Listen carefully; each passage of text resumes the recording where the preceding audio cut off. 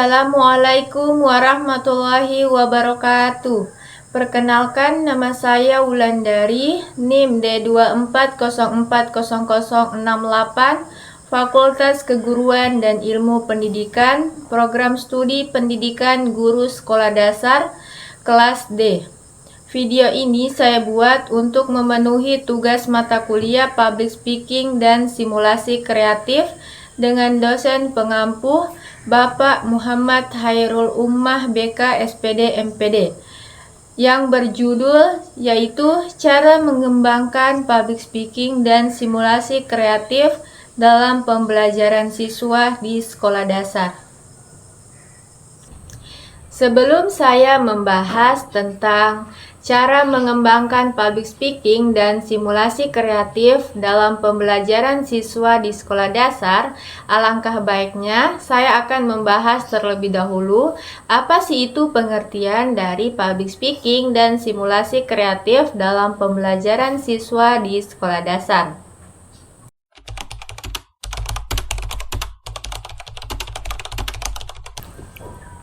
Pengertian public speaking dalam pembelajaran sekolah dasar adalah suatu kemampuan siswa dalam menyampaikan gagasan, informasi, maupun perasaan mereka secara lisan di depan audiens, baik secara formal seperti presentasi ataupun secara informal seperti bercerita atau berdiskusi, yang dimana keterampilan ini bertujuan untuk melatih atau membentuk keberanian berbicara, kemampuan berpikir kritis, ataupun kemampuan berkomunikasi sejak usia dini.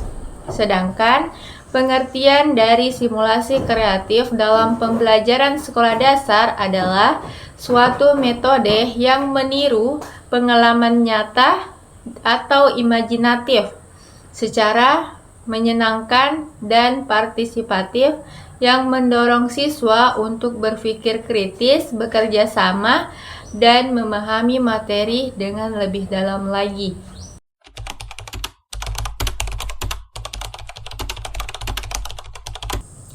Nah, ada 5 cara mengembangkan public speaking dalam pembelajaran siswa di sekolah dasar. Yang pertama yaitu membangun lingkungan yang mendukung. Nah, dalam membangun lingkungan yang mendukung terdapat beberapa cara. Cara yang pertama yaitu ciptakan suasana kelas yang mendukung serta positif, di mana anak-anak merasa nyaman untuk berekspresi dan tidak takut salah. Yang kedua, berikan kesempatan kepada anak-anak untuk berpartisipasi aktif dalam diskusi kelas, menjawab pertanyaan, dan menyampaikan pendapat mereka. Yang ketiga, yaitu berikan pujian dan apresiasi atas apa yang telah dicapai oleh anak-anak. Yang kedua, yaitu memulai dengan aktivitas sederhana, misalnya bercerita, bermain peran, atau presentasi singkat tentang apa sih hobi mereka, serta apa hewan peliharaan mereka yang ada di rumah. Yang ketiga yaitu mengajarkan teknik public speaking. Nah, dalam mengajarkan teknik public speaking ada beberapa hal yang perlu diperhatikan. Yang pertama yaitu struktur presentasi. Nah, ajarkan kepada anak-anak struktur presentasi yang sederhana terlebih dahulu. Misalnya pendahuluan, isi, dan penutup. Yang kedua, bahasa tubuh. Nah, ajarkan kepada anak-anak bahwa pentingnya bahasa tubuh yang positif. Misalnya, kontak mata kepada audiens, postur tubuh yang tegap, dan gerakan tangan yang terkontrol. Yang ketiga yaitu suara dan intonasi. Ajarkan kepada anak-anak untuk berbicara jelas, menggunakan volume suara yang tepat, serta menggunakan intonasi yang menarik. Yang keempat, ajarkan teknik bercerita yang efektif, misalnya penggunaan metafora, analogi, ataupun humor.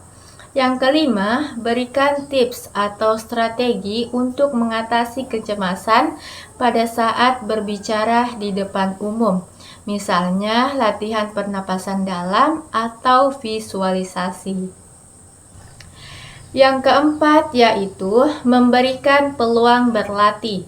Misalnya, presentasi di kelas, lomba pidato, ataupun mengikuti kegiatan ekstrakurikuler yang ada di sekolahnya. Yang kelima yaitu memberikan umpan balik yang konstruktif dengan cara yang pertama yaitu berikan umpan balik yang positif setelah mereka melakukan yang namanya presentasi. Yang kedua, minta umpan balik dari teman mereka. Yang ketiga, rekam presentasi anak-anak agar mereka dapat menonton kembali presentasi mereka tersebut sehingga mereka dapat mengetahui apa yang perlu diperbaiki lagi. Baik, itulah 5 cara mengembangkan public speaking dalam pembelajaran siswa di sekolah dasar.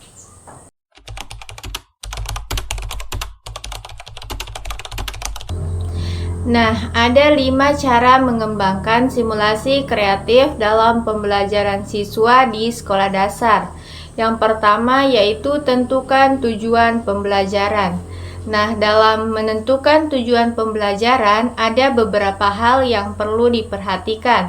Yang pertama yaitu tentukan objek dan keterampilan apa yang ingin diajarkan melalui simulasi tersebut. Yang kedua yaitu tentukan kompetensi apa yang ingin dicapai melalui simulasi tersebut. Yang ketiga yaitu sesuaikan dengan kurikulum yang ada di sekolah tersebut. Yang kedua yaitu pilih jenis simulasi yang tepat yang sesuai dengan tujuan pembelajaran yang ingin dicapai.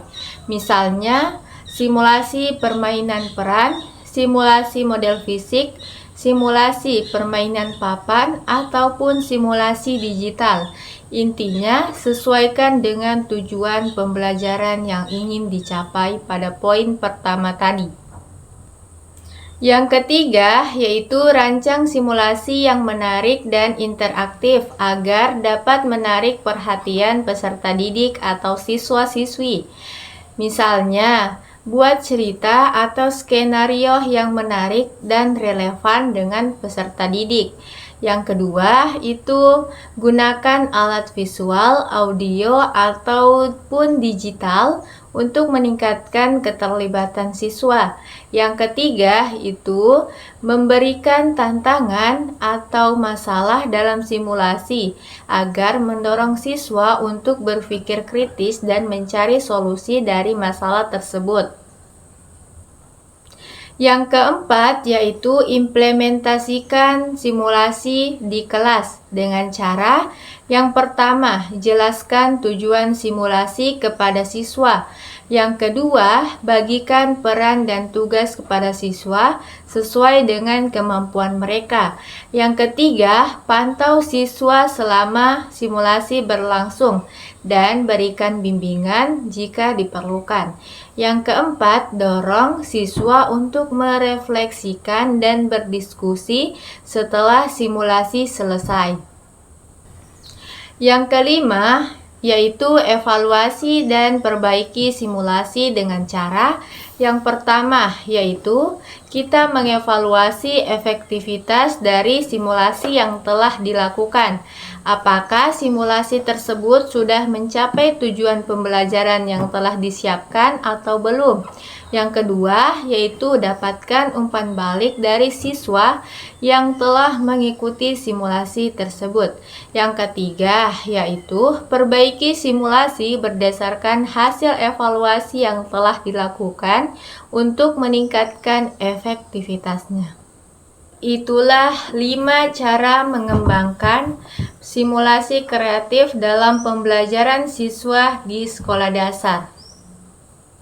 Baik, itulah yang dapat saya sampaikan mengenai materi cara mengembangkan public speaking dan simulasi kreatif dalam pembelajaran siswa di sekolah dasar. Lebih dan kurangnya mohon dimaafkan. Saya akhiri dengan ucapan wassalamualaikum warahmatullahi wabarakatuh.